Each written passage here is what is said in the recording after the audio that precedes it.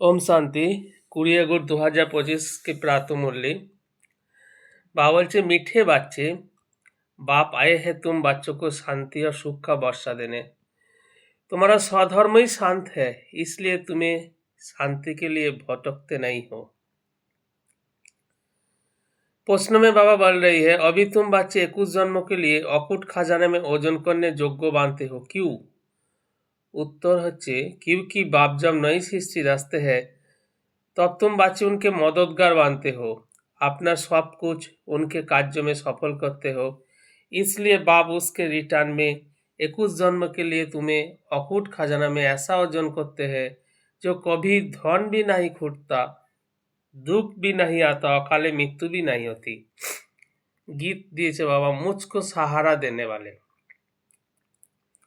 ओम शांति। मीठे मीठे रूहानी बच्चों को ओम का अर्थ तो सुनाया है। कोई कोई सिर्फ ओम कहते हैं, परंतु कहना चाहिए ओम शांति। सिर्फ ओम का अर्थ निकलता है ओम आत्मा।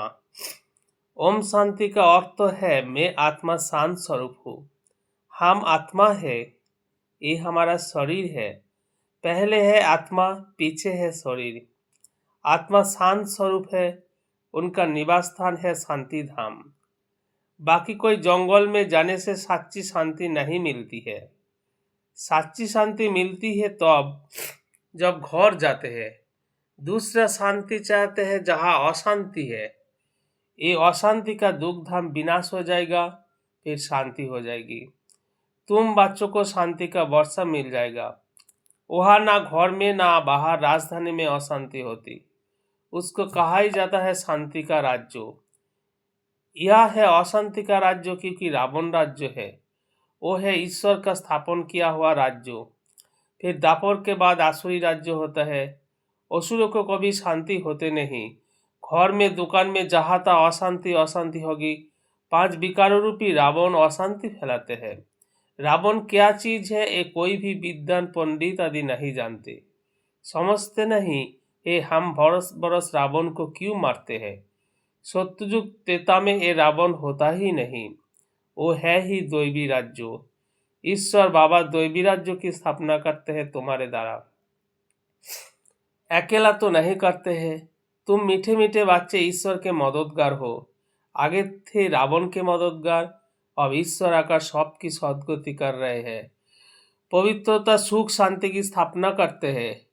तुम बच्चों को ज्ञान का अब तीसरा नेत्र मिला है। सत्ययुग त्रेता में दुख की बात नहीं।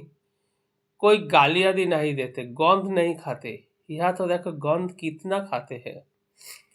दिखाते हैं श्री कृष्ण के गौए बहुत प्यारी लगती थी।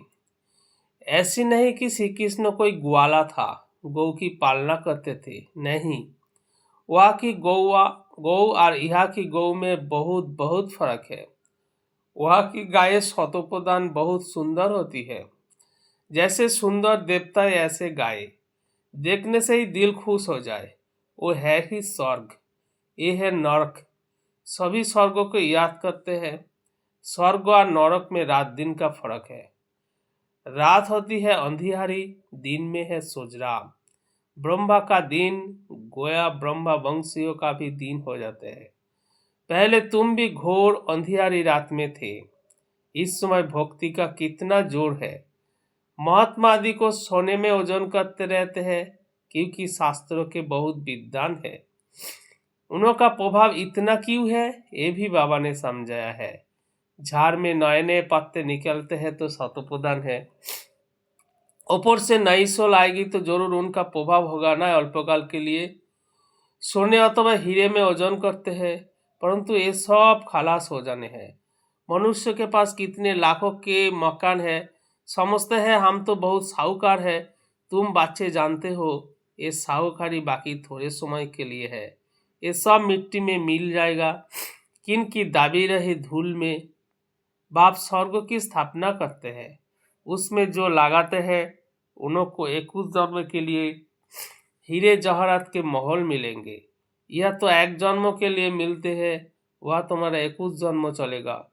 इन आंखों से जो कुछ देखते हो शरीर से सब भस्म हो जाना है। तुम बच्चों को दिव्य दृष्टि द्वारा साक्षात्कार भी होता है, विनाश होगा, फिर इन लक्ष्मी नारायण का राज्य होगा। तुम जानते हो हम अपने राज्य भाग्य फिर से स्थापन कर रहे हैं। 21 पीढ़ी राज्य किया, फिर रावण का राज्य चला, अब फिर बाप आया है। भक्ति मार्ग में सब बाप को ही याद करते हैं। गायन भी है, दुख में सिमरन सब करे। बाप सुख का वर्षा देते हैं, फिर याद करने की दरकार नहीं रहती। तुम माता पिता अब ये तो माँ बाप होंगे अपने बच्चों के। ये है पारलौकिक माता पिता की बात। अभी तुम ये लक्ष्मी नारायण मानने के लिए पढ़ते हो। स्कूल में बच्चे अच्छे पास होते हैं तो फिर टीचर को इनाम देते हैं। अब तुम उनको क्या इनाम देंगे? तुम तो उनको अपना बच्चा बना लेते हो जादूगरी से। दिखलाते हैं श्री कृष्ण के मुख में माँ ने देखा माखन का गोला। अब श्री कृष्ण तो जन्म लिया सत्य युग में, वो तो माखन आदि नहीं खाएंगे, वो तो है ही विश्व की मालिक। तो ये किस समय की बात है? ये है अभी संगम की बात। तुम जानते हो हम एक शरीर छोड़ बच्चा जाए बनेंगे, विश्व का मालिक बनेंगे। दोनों क्रिश्चियन आपस में लड़ते हैं और माखन मिलता है तुम बच्चों को, राजाई मिलती है ना। जैसे वो लोग भारत को लड़ाकर माखन खुद खा गए। क्रिश्चियन की राजधानी पौने हिस्से में थी, पीछे आहिस्ते आहिस्ते छूटती गई है। सारा विश्व पर सिवाय तुम्हारे कोई राज्य कर न सके। तुम अभी ईश्वरीय संतान बने हो। अभी तुम ब्रह्मांड के मालिक और विश्व के भी मालिक बनते हो। विश्व में ब्रह्मांड नहीं आया, सूक्ष्म वतन में भी राजाई नहीं। सत्ययुग त्रेता ये चक्र यह स्थूल वतन में होते हैं। ध्यान में आत्मा कहा जाती नहीं, आत्मा निकल जाए तो शरीर ही खत्म हो जाए। ये सब है साक्षात्कार, रिद्धि सिद्धि द्वारा ऐसा ही साक्षात्कार होते हैं जो यह बेट विलायत की पार्लियामेंट आदि देख सकते हैं। बाबा के हाथ में फिर है दिव्य दृष्टि की चाबी। तुम यह बेट लंदन देख सकते हो। औजार आदि कुछ नहीं जो खरीद करना पड़े। ड्रामा अनुसार उस समय पर वो साक्षात्कार होता है जो ड्रामा में पहले से ही नूंद है। जैसे दिखाते हैं भगवान ने अर्जुन को साक्षात्कार कराया, ड्रामा अनुसार उनका साक्षात्कार होना था, ये भी नूंद है, कोई की बड़ाई नहीं है। ये सब ड्रामा अनुसार होता है। श्री कृष्ण विश्व का प्रिंस बनता है, गोया माखन मिलता है। ये भी कोई जानते नहीं कि विश्व किसको, ब्रह्मांड किसको कहा जाता है। ब्रह्मांड में तुम आत्मा निवास करती हो। सूक्ष्म वतन में आना जाना साक्षात्कार आदि इस समय होता है। फिर 5000 बरस सूक्ष्म वतन का नाम ही नहीं होता। बाबा जो कहा जाता है ब्रह्मा देवताय नमो, फिर कहते हैं शिव परमात्मा नमो, तो सबसे ऊंच हो गए ना। उनको कहा जाता है भगवान, और वो देवताएं है मनुष्य, परंतु दैवी गुण वाले हैं। बाकी 4-8 भुजा वाले कोनो मनुष्य होते नहीं, वह भी 2 भुजा वाले ही मनुष्य होते हैं, परंतु संपूर्ण पवित्र अपवित्रता की बात नहीं। परंतु संपूर्ण पवित्र अपवित्रता की कोई बात नहीं, अकाले मृत्यु को भी होते नहीं। तो तुम बच्चों को बहुत खुशी रहनी चाहिए। हम आत्मा इस शरीर द्वारा बाबा को तो देखे, देखने में तो शरीर आता है, परमात्मा तो आत्मा को तो देख नहीं सकते। आत्मा और परमात्मा को जानना होता है, देखने लिए फिर दिव्य दृष्टि मिलती है, और सब चीजें दिव्य दृष्टि से बड़ी देखने में आएगी। राजधानी बड़ी देखने में आएगी। आत्मा तो है ही बिंदी, बिंदी को देखने से तुम कुछ भी नहीं समझेंगे। आत्मा तो बहुत महीन है। बहुत डॉक्टर आदि ने कोशिश की है आत्मा को पकड़ने की, परंतु किसको पता नहीं पड़ता। वो लोग तो सोने हीरो में ओजन करते हैं। तुम जन्म जन्मांतर पदमपति बनते हो। तुम्हारा बाहर का सोच जरा भी नहीं। साधारण रीति इस रथ में बैठ पड़ते हैं। उनका नाम है भागीरथ।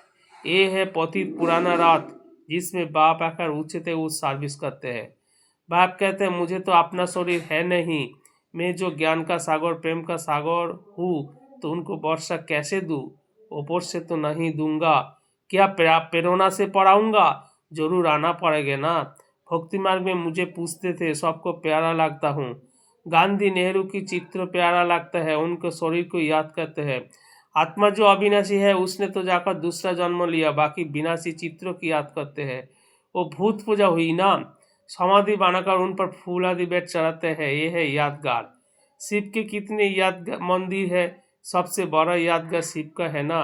सोमनाथ मंदिर का गायन है, मोहम्मद गजनबी ने आकर लूटा था, तुम्हारे पास इतना धन रहता था। बाबा तुम बच्चों को रत्न में ओजन करते हैं, खुद को ओजन नहीं कराता हूँ। मैं तो इतना धनवान बनता नहीं हूँ, तुमको बनाता हूँ। उनको तो आज ओजन किया काल मर जाएंगे, धन कोई काम में नहीं आएगा। तुमको तो बाप अकूट खजाना में ऐसे ओजन करते हैं जो 21 जन्म साथ रहेगा।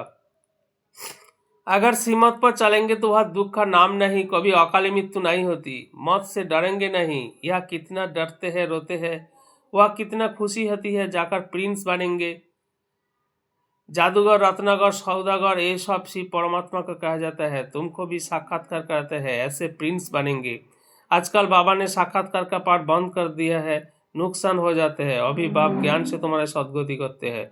तुम पहले जाएंगे सुख धाम, अभी तो है दुख धाम। तुम जानते हो आत्मा ही ज्ञान धारण करती है, इसलिए बाप कहते हैं अपने को आत्मा समझो। आत्मा में ही अच्छा व बुरे संस्कार होते हैं। शरीर में है तो शरीर के साथ संस्कार भस्म हो जाए। तुम कहते हो शिव बाबा हम आत्मा पढ़ती है इस शरीर द्वारा, नई बात है ना। हम आत्मा को शिव बाबा पढ़ाते हैं, ये तो पक्का पक्का याद करो।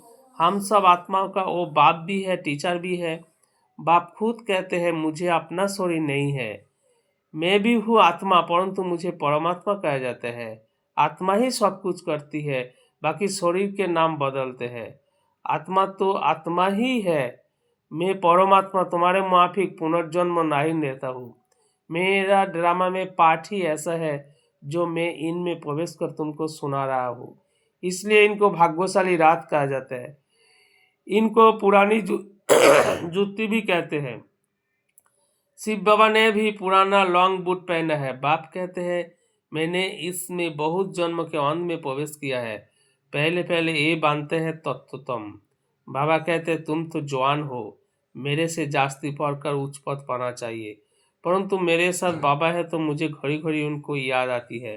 बाबा मेरे साथ सोता भी है, परंतु बाबा मुझे भाकी नहीं पहन सकते, तुमको भाकी पहनते हैं। तुम भाग्यशाली हो ना, शिव बाबा ने जो शरीर लोन लिया है तुम उनके भाकी पहन सकते हो। मैं कैसे पहनूं, मुझे तो ये भी नसीब नहीं है, इसलिए तुम लाकी सितारे गाए हुए हो। बच्चा हमेशा लाकी होते हैं, बाप पैसा बच्चों को दे देते हैं, तो तुम लाकी सितारे ठहरे ना। शिव बाबा भी कहते हैं तुम मेरे से लाकी हो, तुमको पौराकार विश्व का मालिक बनाता हूँ, मैं थोड़ी ही बनता हूँ। तुम ब्रह्मांड के भी मालिक बनते हो, बाकी मेरे पास जास्ती दिव्य दृष्टि की चाबी है। मैं ज्ञान का सागर हूँ, तुमको भी मास्टर ज्ञान सागर बनाता हूँ। तुम इस सारे चक्रों को जान चक्रवर्ती महाराजा महारानी बनते हो, मैं थोड़ी ही बनता हूँ। बूढ़े होते हो तो फिर बच्चों को उइल कर खुद वानप्रस्थ में चले जाते हैं। आगे ऐसा होता था, आजकल तो बच्चों में मोह जाकर पड़ते हैं। पारलौकिक बाप कहते हैं मैं इनमें प्रवेश कर, तुम बच्चों को कांटों से फूल विश्व का मालिक बनाए, आधा कल्प लिए सदा सुखी बनाए, मैं वानप्रस्थ में बढ़ जाता हूँ। ये सब बातें शास्त्रों में थोड़ी है। सन्यासी उदासी शास्त्रों की बातें सुनाते हैं। बाप तो ज्ञान का सागर है, खुद कहता है ये वेद शास्त्र आदि सब भक्ति मार्ग की सामग्री है, ज्ञान सागर तो मैं ही हूँ। अच्छा मीठे मीठे सिखिला दे बच्चों प्रति माता पिता बाप दादा का याद प्यार और गुड मॉर्निंग। रूहानी बाप की रूहानी बच्चों को नमस्ते। धारणा के लिए मुख्य से पावल से इन आंखों से शरीर से जो दिखाई देता है सब भस्म हो जाना है, इसलिए आपने सब कुछ सफल करना है। 2 नंबर में बाबा बोल रहे हैं बाबा से पूरा वास्ता लेने के लिए पढ़ाई पढ़नी है, सदा आपने लाख को स्मृति में रख ब्रह्मांड व विश्व का मालिक बनना है। वरदाने बाबा बोल रही है बा ड्रामा बा की मिति से अनोखों की सेवा करने वाले सदा खुशनुमो भवो। इस ड्रामा की कोई भी सीन देखते हुए बा ड्रामा की बा की स्मृति रहे तो कभी भी घबराएंगे नहीं, क्योंकि ड्रामा का ज्ञान मिला है कि वर्तमान समय कल्याणकारी युग है। इसमें जो भी दृश्य सामने आते हैं उसमें कल्याण भरा हुआ है। वर्तमान में कल्याण दिखाई ना भी दे, लेकिन भविष्य में समाया हुआ कल्याण प्रत्यक्ष हो जाएगा। तो बा ड्रामा बा की स्मृति से सदा खुशनुम रहेंगे, पुरुषार्थ में कभी भी उदासी नहीं आएगी, स्वतः ही आप द्वारा अनोखों की सेवा होते रहेगी। स्लोगान में बाबा बोल रही है शांति की शक्ति ही मनुष्य सेवा का सहज साधन है, जहाँ शांति की शक्ति है वहाँ संतुष्टता है। ओम शांति।